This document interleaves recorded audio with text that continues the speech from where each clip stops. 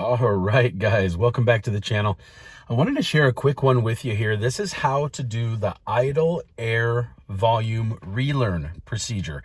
So this would be something you'd want to do if you've changed out your ECM, your computer, if you've changed out your throttle body or like your mass airflow sensor, something like this, or if you just have a rough idle, if you're just wanting to smooth out your idle, which tends to happen on these vehicles sometimes, right? So this is a fairly simple procedure, guys.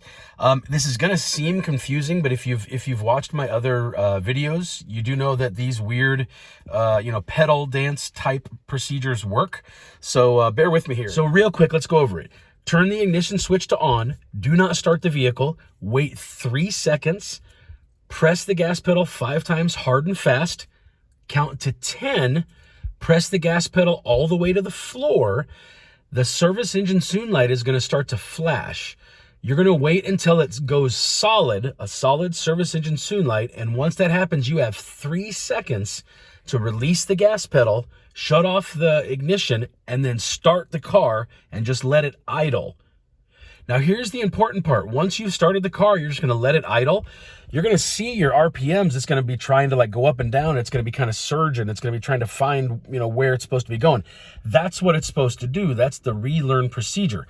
Let it do that for approximately 20 seconds. 20 seconds is what you're going to need there for, roughly 20 seconds for it to do the relearn. And then you're going to give it a little bit of a blip, a little bit of a step on the gas. Give it a little throttle, vroom, bring it up a little bit, right? Give it a moment. Give it a little bit more gas, right?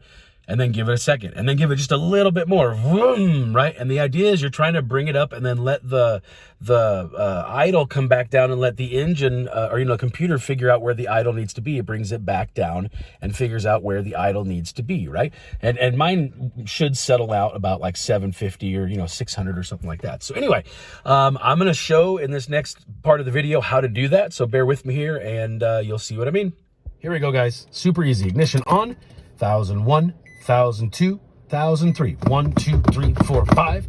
1001, 1002, 1003, 1004, 1005, 1006, 1007, 1008, 1009, 1010. I'm pressing the gas pedal all the way to the floor, and it doesn't matter how many seconds it takes.